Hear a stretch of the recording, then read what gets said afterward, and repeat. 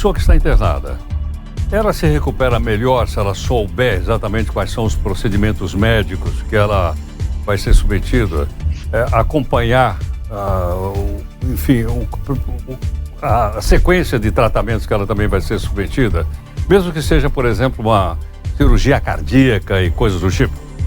Nós tivemos conhecimento aqui que essa prática é muito comum na Índia, onde os médicos chegam, inclusive, a reunir os pacientes todos dentro do auditório e explicar para eles, por exemplo, o pessoal todo tem problema cardíaco, explicar para eles como é a cirurgia, o que vai acontecer, etc, etc. E segundo esses médicos, isso ajuda a recuperação.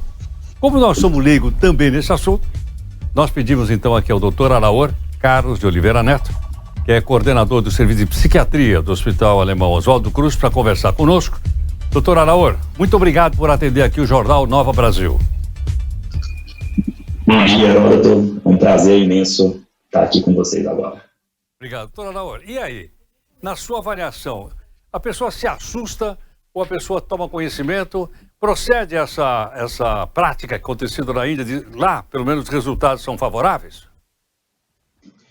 Olha, Heródoto, eu posso dizer que, por sorte, esses dados da pesquisa indiana, eles não são uma surpresa para a boa prática médica brasileira, tá? A questão do tratamento humanizado, do envolvimento, do engajamento, do trabalho de pertencimento do paciente ao seu próprio tratamento, isso já é uma prática sabida e aplicada da boa medicina brasileira. A parte que eu não posso dizer com satisfação é que ainda boa parte da prática médica brasileira ainda não segue este modelo. Agora, doutora, até falando com o paciente, será que a pessoa fica assustada e com esse motivo entra em pânico, entra em ansiedade, talvez por isso ela não é informada dos passos, dos procedimentos que ela vai ser submetida? Eu vejo, Heródoto, assim, que é uma mudança do entendimento da razão da prestação desse serviço de saúde, né? Por um período longo, acho que da história da medicina, entendeu-se que a prática da medicina ela era a aplicação de um tratamento, de procedimentos e de exames do indivíduo. Tanto que esses indivíduos eles não eram nem chamados pelo nome, né? Eles eram identificados pelo número do leito, né? Então era uma coisa muito passiva do tratamento ao paciente. Hoje nós entendemos já que o tratamento médico, o foco dele é a prestação de serviço ao indivíduo, né? Então, a sua participação, o seu cuidado dentro do tratamento, ele é fundamental, inclusive, para a boa resposta terapêutica.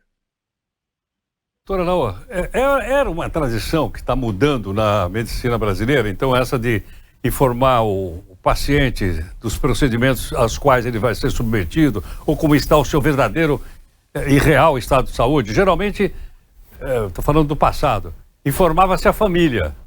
O paciente ficava lá no quarto, os médicos saíam lá fora e informava a família, dizendo, olha, tem isso, etc, etc, e não o paciente. Era uma tradição, essa tradição está mudando. Qual é a sua avaliação, doutor Alaor? É exatamente isso. O entendimento é que é muito importante esse envolvimento e engajamento do paciente no seu tratamento. A prática anterior de, vamos dizer, privá-lo do entendimento, talvez pelo entendimento de que aquilo ali poderia ser algo muito complexo ou de uma preocupação para o indivíduo, isso não se prova, né? Ao contrário, a adesão do paciente aumenta, o entendimento dos cuidados pós-procedimento, pós-tratamento, do acompanhamento, da adesão terapêutica, tudo isso envolve o entendimento e a participação ativa do indivíduo no seu tratamento, né? Posso dizer que dentro da atividade do Hospital Alemão Oswaldo Cruz, nós temos já esse enfoque há muito tempo, voltado ao tratamento do indivíduo e dos seus familiares, né? A participação do paciente e dos seus familiares muda completamente a trajetória de resposta terapêutica.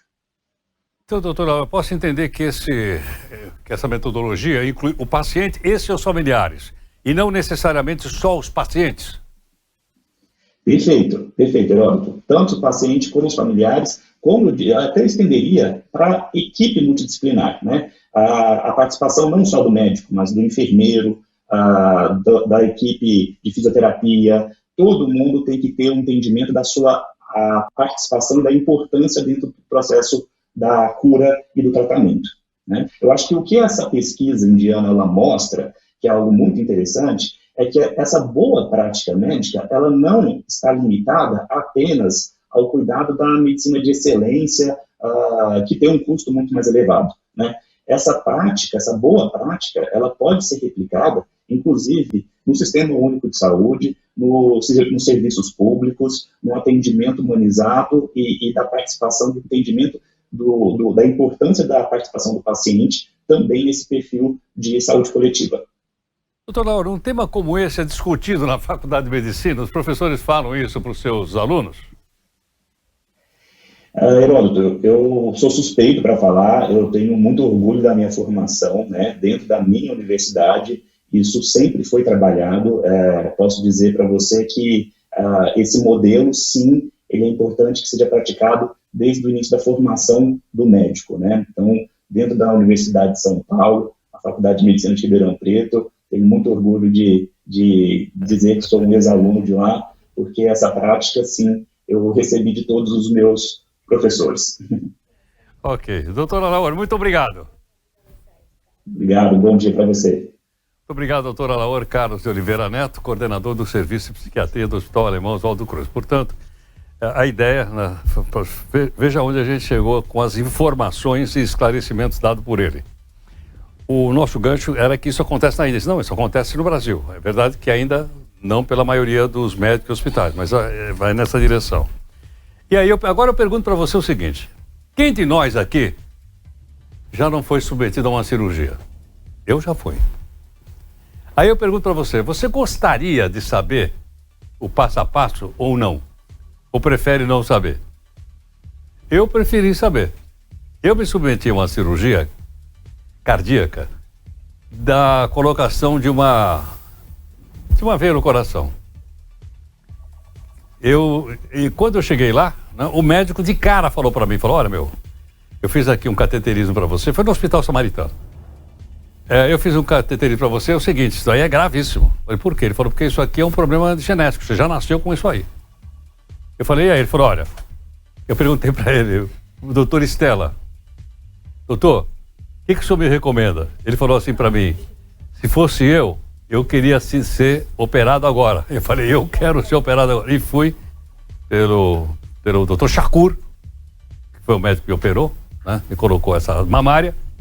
E eu tô 0 km desde então. Já faz bem isso aí, uns 12, 13 anos. Tô conseguindo até subir ladeira. Então, eu acho que cada um de nós, nessas entrevistas, a gente procura colocar as coisas do dia a dia, porque isso mexe com todos nós.